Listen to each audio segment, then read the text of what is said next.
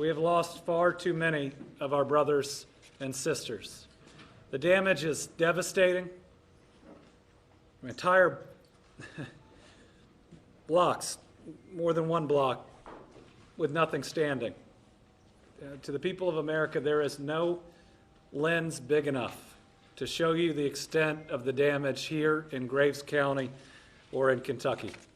Nothing that was standing in the direct line of this tornado is still standing. We currently have 18 counties with damage. As of this morning, we had between 36 and 50,000 Kentuckians without power, but I will say that that is improving. Mayfield, where we are today, Dawson Springs, my dad's hometown, and Bremen were hit hard. Bowling Green sustained significant damage. I believe this will ultimately be the longest tornado in certainly U.S. history, from the point where it touched down to when it finally picked back up. Over 220 miles, 200 of them are in my state with our people that have suffered from it. It was joined by at least 3 other tornadoes here in Kentucky. I think we now believe maybe many, many more. I've been living this in real time since midnight yesterday. But while I was at the state's Emergency Operations Center receiving reports in real time, Western Kentucky and its people were at ground zero. So 40 hours in, here's where I think we are. First, we're grateful. We are grateful to our first responders who were there all through the evening, out in the storm itself, showing incredible heroism, and they are still at work. We're grateful for all the help that we've received from other cities and other states, help from the federal government that has come in so many different forms. We're grateful for the outpouring of love. It's the best way I can describe it. From all over the country and from all walks of life, I want to thank everybody for standing with the people of Kentucky. We feel it. In fact, one of our biggest challenges right now is organizing the amount of people that want to help, want to donate, and want to volunteer. But you know what? That's the best challenge that any of us could ask for. So we declared our state of emergency in advance of midnight before the storm hit. That's a state of emergency. We've now been granted the immediate federal state of emergency. It is rare. It was granted incredibly quickly, and we are grateful to Homeland Security, to FEMA, and to President Biden himself. The National Guard has been deployed. We have over 300 guardsmen that are active. They are out in our communities. They are doing everything from going door to door, though in many of these communities we don't have doors anymore. They're going rubble to rubble, searching hopefully for survivors, but otherwise to at least have certainty for families that we can advise them of their loss. They're doing debris removal, and they're also helping out in law enforcement capacity where needed. Our transportation cabinet has been out, hundreds of Kentucky workers in every large truck we can find. And let me tell you, today in Mayfield, we've even started moving debris out. And when you think 40 hours in, that is a testament to the people and the workers here, and also the workers at that cabinet. Division of Forestry is assisting with tree removal. We have requested and we have received assistance from all over the state and from the federal government, including help in search and rescue from federal teams as well as other state teams. And for supplies, especially drinking water and generators, we're now working on getting enough water for the hospital here to operate on a daily basis until service is restored. We launched the Team Western Kentucky Relief Fund at wkyrelieffund.ky.gov. Here's how the people of America have responded. 18,031 donations, over $2.3 million, every single penny of which is going to come to help our families here. The first set of expenses, grants that we're going to be rolling out are for funeral assistance. The very first thing that we have to do is grieve together, and we're going to do that before we rebuild together. More information will be coming on that. Today, we can also announce that our state parks are open to help families that have lost their homes. We're taking them in. We are trying to guarantee everybody a 2-week stay so they're not worried about tomorrow. They can worry about finding their relatives, making sure their kids have enough to eat.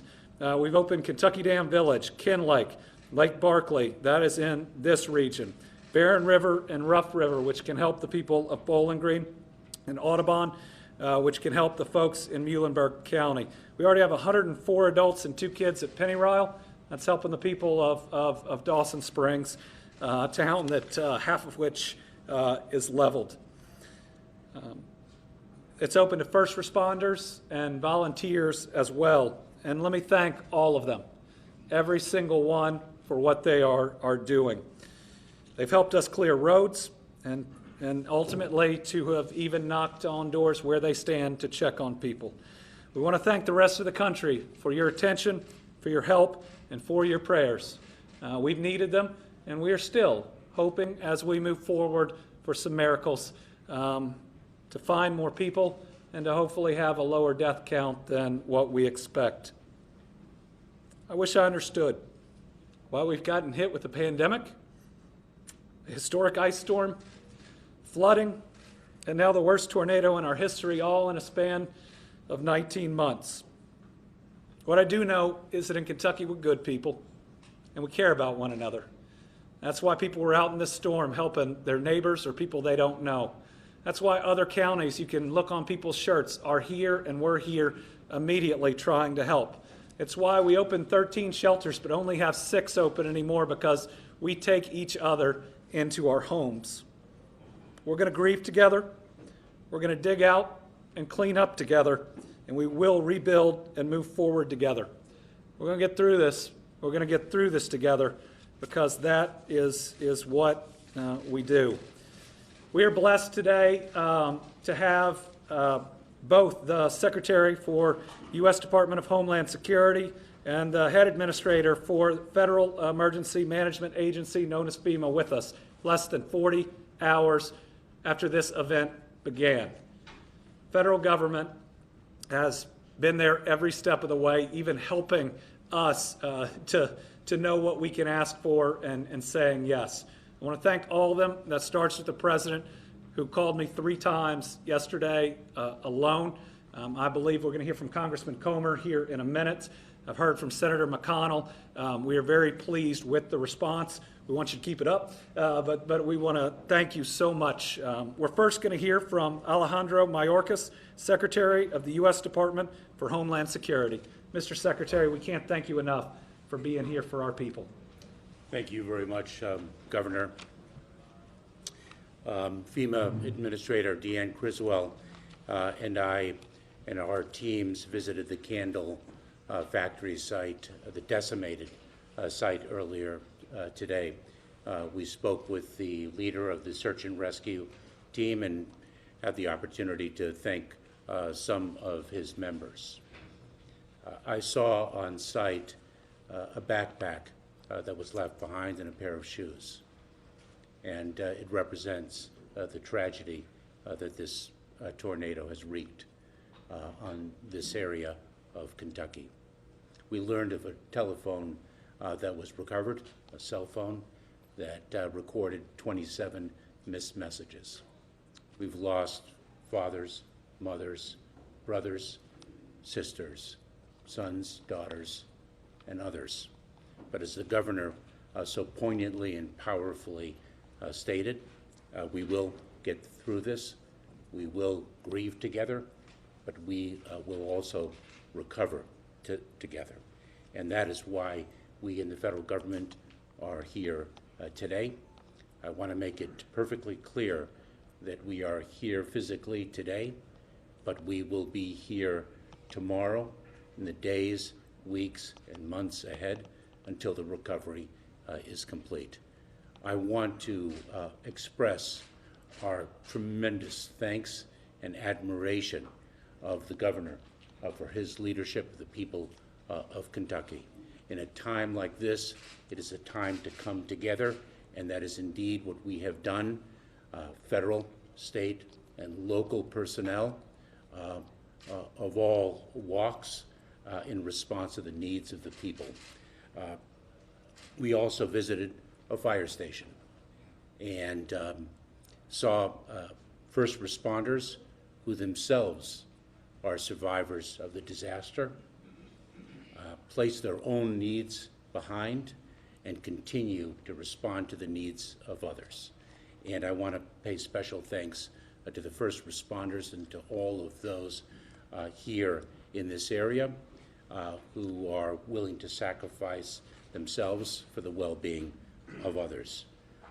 We met with the mayor of Mayfield and heard her expression of resolve and commitment to the recovery.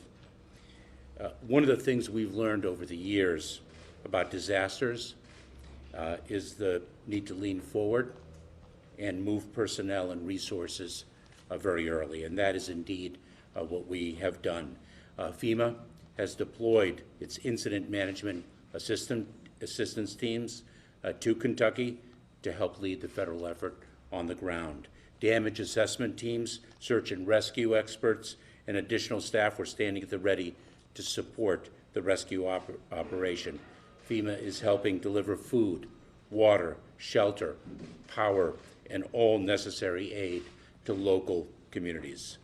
Upon receiving the request yesterday from the governor, President Biden approved an emergency declaration for Kentucky, giving this Commonwealth and its local emergency responders needed resources for this response, including direct federal assistance from DHS, from the Department of Homeland Security, FEMA, and the rest of the federal family.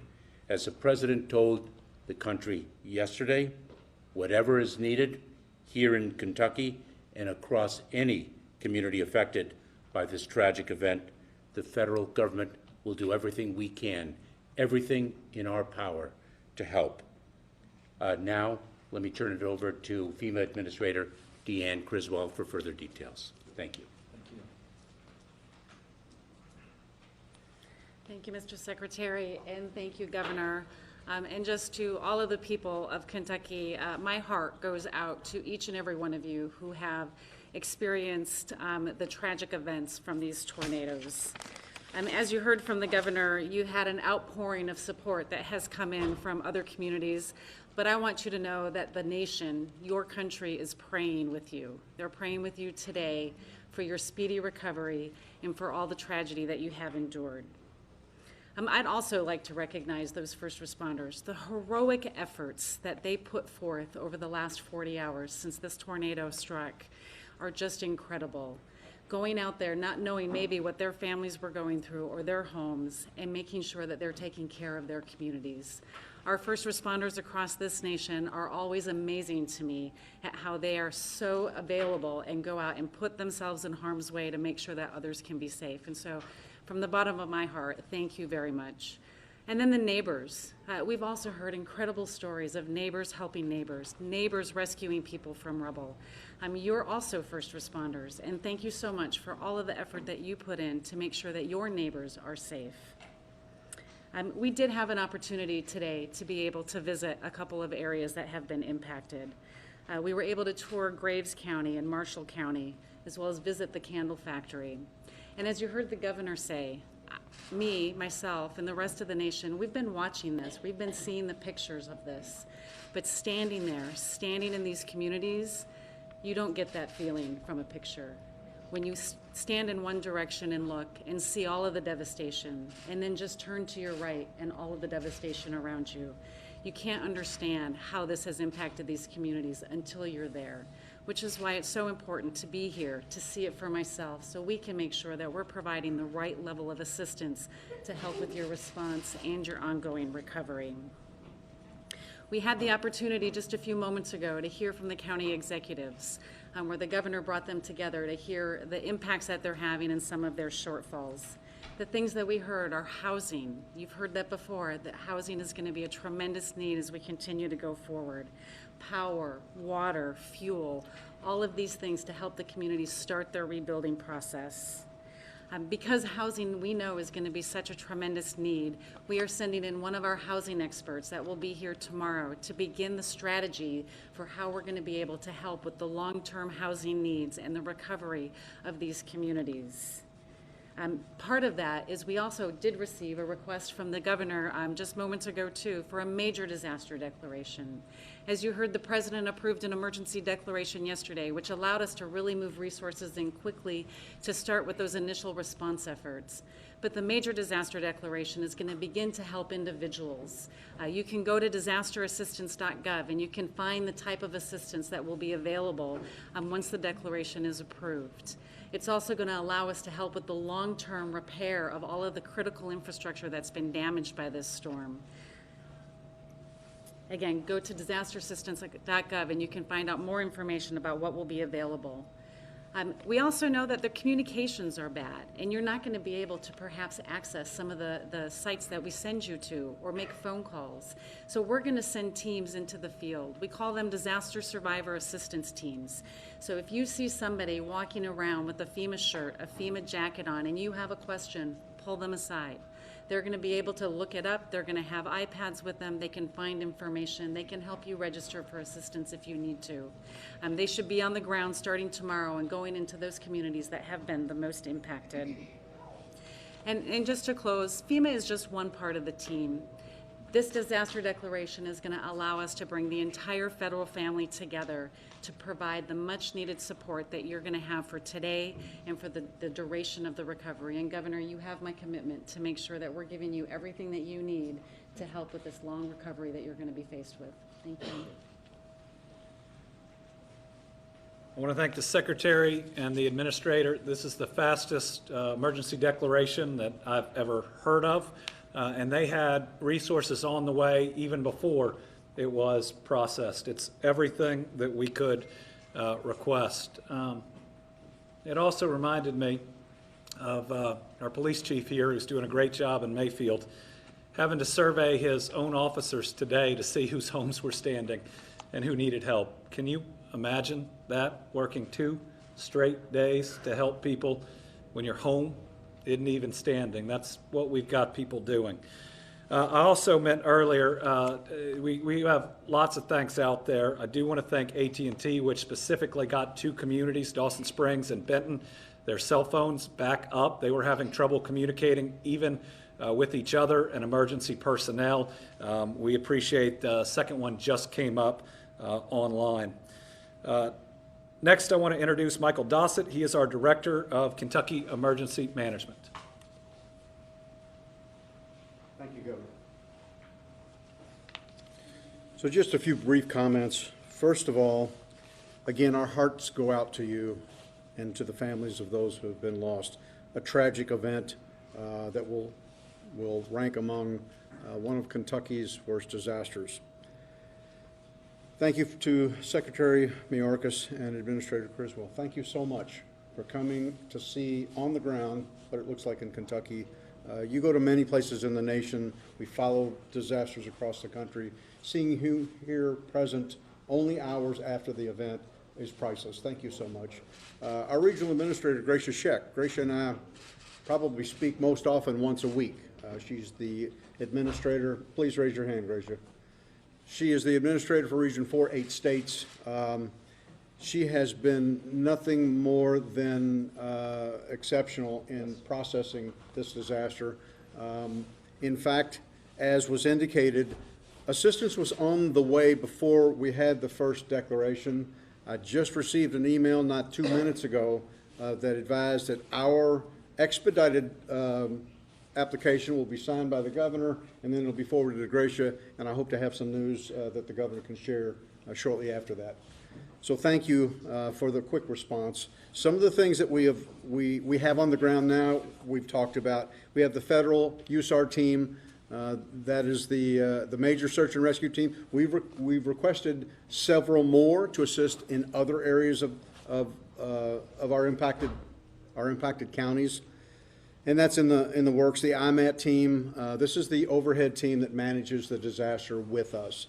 They're already in the EOC working. We have an incident support team that'll go downrange and assist us in organization. comments about the long-term housing, thank you, because that's what's going to be primary in this disaster. That team will be here. They will integrate with our staff, and we will draft the plan to move forward, bringing new housing into construction and setting expectations. Folks, this doesn't happen overnight, but the process is starting immediately. John Brogan, are you here? John is my counterpart in the FEMA process. John is our federal coordinating officer. He was here for the ice storm and for the flooding event 3 weeks after that. So he is no stranger to what we need here in Kentucky, and he'll be working this disaster too. I'm just going to end with telling you a very short story on our tour today. We met with a lady by the name of Jenna Adams, who is a council person for the mayor, and she was so significant in speaking about what Kentuckians do with other Kentuckians. She went home and had to deal with her wash in the washing machine that was going to ruin because the power was out, and she was dealing with the aftermath of some recovery issues, and she talked about what neighbors are doing, and we saw it for ourselves, as we've all done in the past 2 days. So I want to end with thanking you for your efforts, thanking you for Kentuckians being Kentuckians and doing what we do. Thank you. I also want to thank Kentucky's federal delegation. Every single member of that delegation has pushed hard, successfully for the steps that we need. They have been supportive even when we've been out of communication sometimes. We have the congressman from this very region, and I know has been right here with all our people, and that's Congressman James Comer.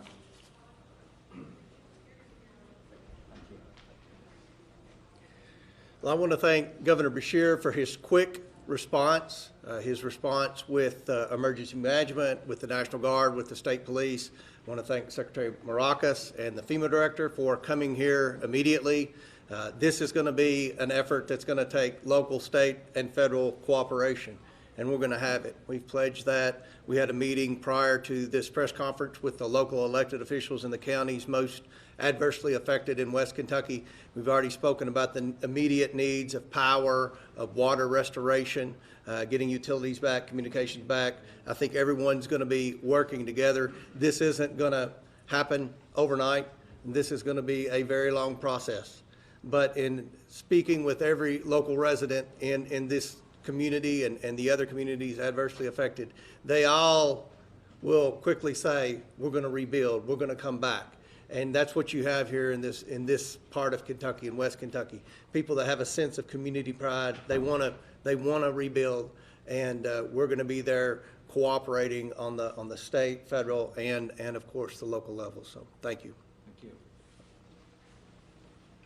Next up, we have the National Guard, which has been so critical these last 18, 19 months in so many different ways. We call on them to do so much. Most recently, they were helping to staff our overrun hospitals at a time when we desperately needed help. Every community they're in, the morale picks up. We know when they're there, we're going to make it. So here's General Larkin to give us an update.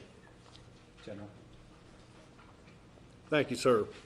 Currently, the Kentucky National Guard has slightly over, as the governor mentioned, 300 soldiers and airmen on duty. We're operating in 9 Kentucky counties, 106 of which are here in Graves County. We are performing missions in law enforcement augmentation, search and rescue, route clearance, and providing air support and airlift. We continue to anticipate the needs, and we continue to process requests through the Kentucky Operations Center. As always, we are proud to serve the Commonwealth, and we fight as Kentuckians. Thank you. Finally, we got a real special person. First person I gave a hug to when I got on scene. Mayor here in Mayfield is Kathy Onan. And when I first got to talk to her, since this has happened, we were standing outside of that candle factory. These are all our people, but these are neighbors of hers that she serves every day. Mayor, we're with you, and we love you. Mayor Onan. Thank you so much, Governor. As the mayor of this tightly knit, small western Kentucky town, one of the greatest honors I have is watching the first responders all over the county as they run to disasters. 40 hours after the greatest disaster to ever hit Kentucky, and especially my hometown, I know, because they're here standing behind me, that my state government and my federal government are running toward that disaster with us. They came to us. I didn't call them, they called me. And that shows me how miraculous of a situation exists in the Commonwealth and within our federal government. When the sun rose over western Kentucky in Mayfield, the morning after this horrid disaster, I walked out of the fire station of our city government complex. Our city hall was destroyed. Our fire station was destroyed. I don't think there's a pane of glass in any vehicle or property that the city owns that isn't shattered. And as I walked out, I looked across the street to a bank where there was so much rubble. I looked over the city, and I've said it before, it looked like matchsticks. And I did cry. I've tried not to cry a lot, but I did cry. I had to have a moment. And I looked across, and in the rubble of that bank, I saw the flag of the United States that had just recently flown at that fire station. So I walked across the street, and I moved bricks aside, and I took that flag. And standing just over to the right of me were two of our first responders. And I went to them and handed it to them, and immediately those two men began to fold it with the most respect. They'd been up all night. They were tired. They were dirty. And they began to fold it as gently and as beautifully as I have ever seen. I've had that flag with me in my possession. It is safely at my home. And it will always hold a place of respect on that city government complex, however it may look in the future. And it will be there. But I know that in the future we will raise another flag which represents everything that's happened here, all the efforts of everyone. And I look forward to that day when we raise that flag of hope and security over that fire station once again. I want to thank the media also. You guys probably don't hear that very much. I want to thank you because you're telling our story. I guess every mayor feels the same way, but we are special here. We are tightly knit, as I said at the beginning, and we may squabble and disagree, but this is what we do. We come together and we work to build. Thank you so much for building with us. Thank you. Yes, sir. Okay, take some questions? All right. We'll open it up to questions. Just let us know who your question is for. Governor, to search and rescue folks, can you tell us whether anybody has been pulled out of the candle factory alive since yesterday's press conference? And if so, what were the circumstances?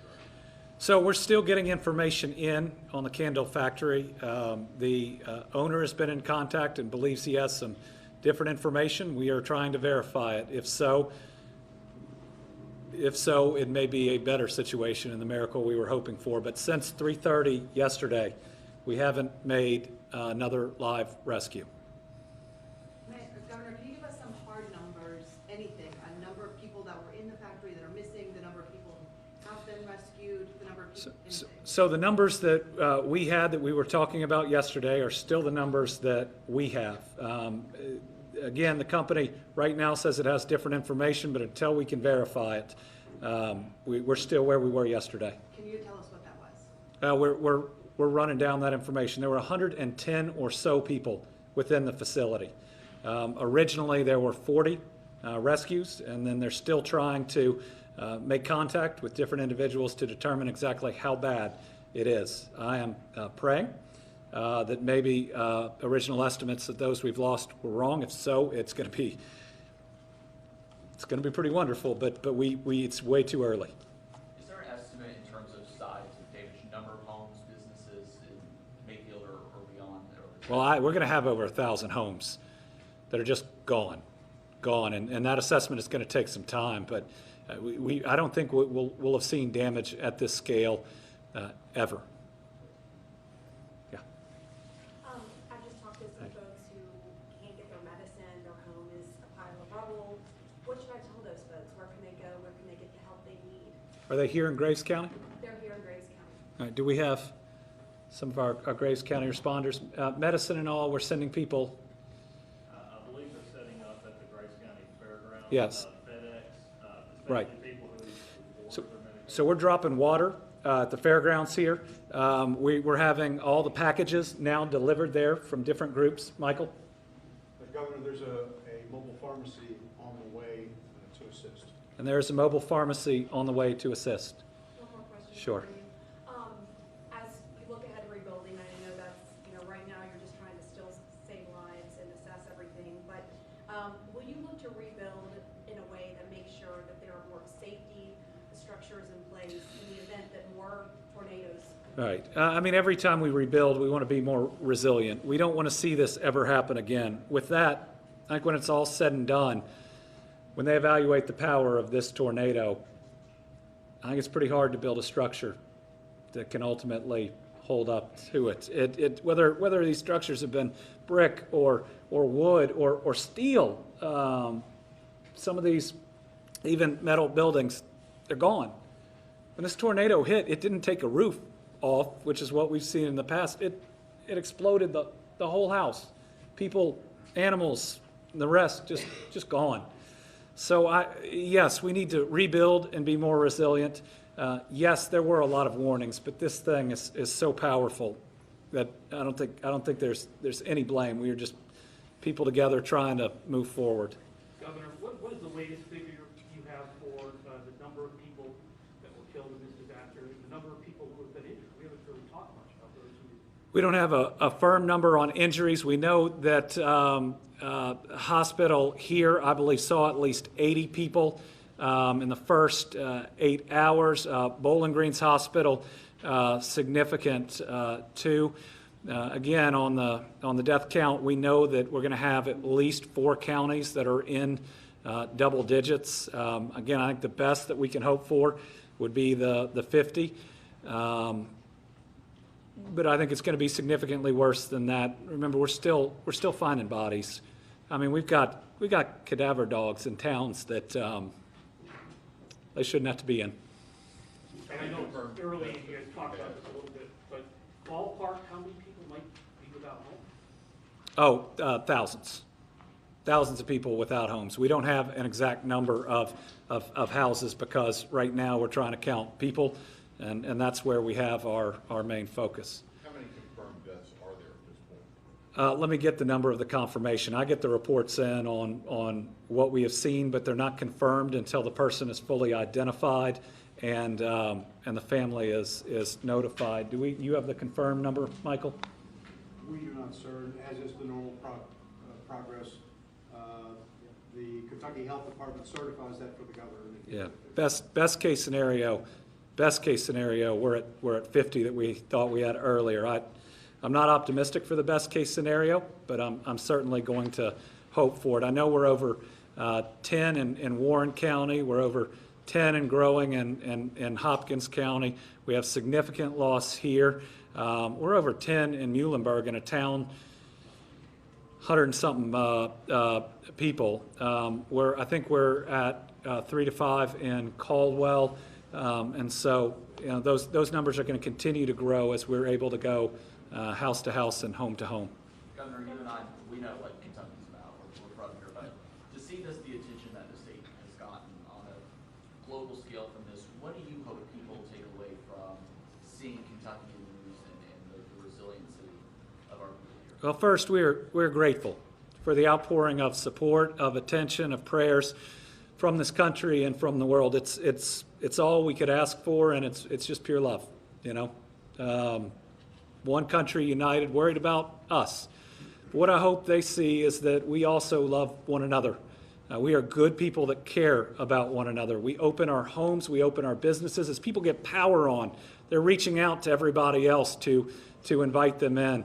The number of emergency responders or just volunteers, my dad's from Dawson Springs, not far from Madisonville, and the number of volunteers when I was there yesterday from Madisonville is truly special. So I hope they see a state that cares about one another, that's willing to grieve with one another too, but is strong enough to rebuild. Yes. Do you have any idea when some of the families of the factory workers will be getting some answers? We've talked to dozens who say they've turned over identified marks and names. Well, the process, and it's not a process I agree with, is that the families are notified after an individual is fully identified there by the coroner or others.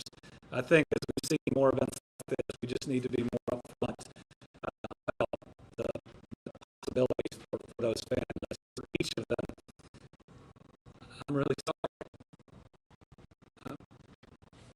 You're not supposed to lose people the way we've lost them in the last 2 years. You're not supposed to lose people like this and not know.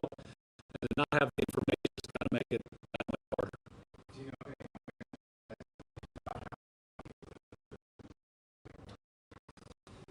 Not have the information has got to make it that much harder. Do you know if anyone here in this room has information about how many people have been reported missing to the Griggs County coroner? Do we have a mayor report on total number of missing? Yeah, and the challenge is we'll have the reports that come in.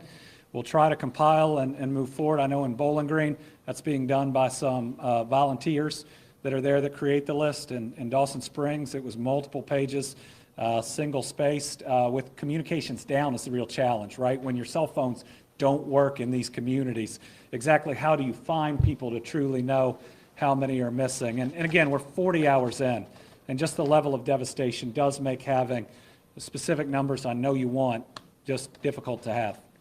Quick question. Talking to a teacher earlier, they haven't been able to get in touch with some of their students. Can you talk about what's going on with the schools? Yeah. So our school systems right now are primarily staging grounds.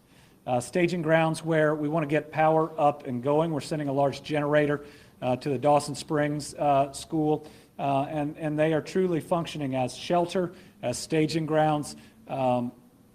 It's a special place that is just as important in the midst of this. I know in these communities without power, obviously we won't have school tomorrow, and that word is going to be getting out there. I just had one thing, I'm sorry to interrupt you. Sure. Just to answer the previous question, if families are still seeking information about loved ones they are missing, they can go to His House Ministries here in Mayfield. Okay. His House Ministries here in Mayfield for those people we're trying to find. It's going to take time to get the school systems back up and functional. And in some areas, I think it's going to happen faster than others. We talk about 18 counties. We've got some that are primarily intact, but need power, need phone service, and we'll want to be back in school as quickly as we can get that. For others, like here and like Dawson, it's going to take some more time. Yeah. You mentioned yesterday a little bit about this, but you have more insight into the employees that were in the candle factory when the tornado hit. Were some given the option to leave? What was communicated to them about what options they had? Yeah. Right now, I'm unaware of what was communicated to the individuals in the factory. I do know, based on accounts of those who have gotten out, and then also where we found people who haven't, that it appears most were sheltering in the place that they were told to shelter. We've heard some accounts, or I have, of moving to that area. I hope that area was as safe as it could be, but this thing got hit directly by the strongest tornado we could have possibly imagined. Were they sheltering in the same place? Well, there is a portion that I believe that they are trained to go to, and we do think many people, maybe even most people, were able to get to that point. But again, this is information coming from some who made it out. From what we see there, we'll learn more on that as the days go forward. Our operation right now is recovery. Governor, what can you tell us based on your initial reaction of being in Princeton and being in Dawson Springs, the places that are especially I'm emotional after 2 days. This is a place that, I mean, Dawson's a place where I'd go and I'd sit on my grandparents' front porch about 2 weeks a year, one at Christmas and one at the barbecue festival. They'd all sing. They tell me not to sing. And that same porch I went to check on their house. And their house is still there, but I mean, one block up and left or right is just gone, just flattened. And again, for folks that can only see the image, you stand in the midst of this and everything you see, everything, right, left, forward, backwards, is gone, and you can see for maybe even miles that you previously couldn't. And so it hurts, but I know it doesn't hurt me nearly as much as the people who live here and they know whose house that is that's not there anymore. So electricity is coming on in some places faster than others. It depends on the damage. I know Marshall County is coming up a little bit faster. Here in Graves County, it's a work in progress. It really ends up depending on how many lines are down, how significantly. It appears that work is really moving. On the water side, it depends on what exactly has been damaged and what it takes to operate it. I know in Dossett, a generator was able to, or they believe is able to get the pumps back going. Again, in Marshall County, I think water is being restored. Again, it's community by community and what it's going to take. I think you can't confirm numbers. Can you confirm that last night into today, you said there hasn't been a rescue since Saturday at 3:30. Have more bodies been pulled? Recovery bodies, you just cannot say how many last night and today. I think we are still trying to get the most accurate information. We expect there to be a significant death toll. We are checking on new information coming in from the company and hope to have a clearer picture on that. I mean, there have been I think multiple bodies, but just the wreckage is extensive as we continue to try to get through it. Governor, anything from the National Weather Service surveys that we noted in terms of what they're seeing, winds, anything like that that's from you? We have the National Weather Service here that could answer any question.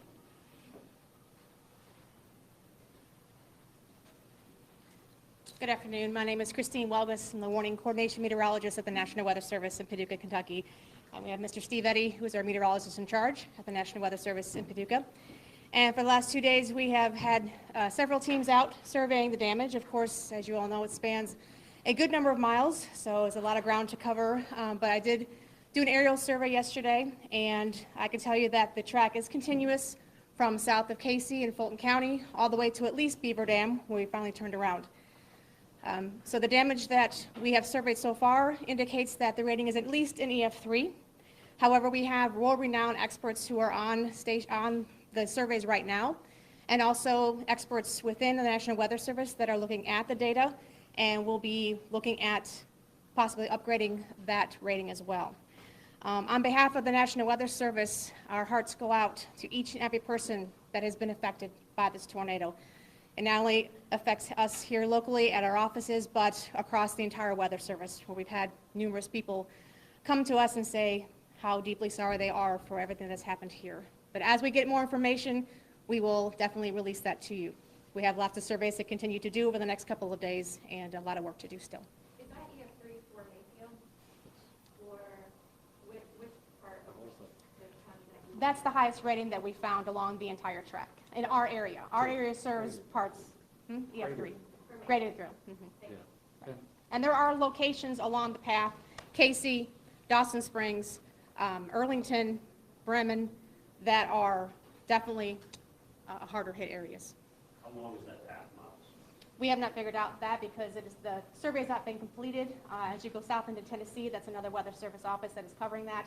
And then you go east of Muhlenberg County, and the National Weather Service in Louisville covers everywhere east of Muhlenberg County. So again, there's surveys ongoing for the last couple of days, and we still have to figure out exactly how long the path is. Great. We'll just take one more, and we'd say that I think it's at least a 3. and look around. I'm not a meteorologist, but I expect we'll find it's much more severe. So, yeah. I know obviously this is historic for Kentucky, but are you concerned that this kind of extreme weather could be the new normal and that this is a recession? Right now, I can't process whether this is a new normal or not. We're just trying to identify the dead, locate the living, reunite families, try to give people a place to stay and something to eat, get them their medicine, meet their needs. All the rest of it over time we could talk about. And what I'd say is please just focus on our people and the help that they need and they deserve. As we get more information, as we get concrete numbers, we will be transparent about them. We will get them to you as soon as we can. Please understand we're 40 hours in the midst of rubble, but we're tough people. We got a ton of help. Thank you to the federal government. We could not ask for a stronger response. Thank you to our federal delegation. We're going to get through it, and we're going to get through it together.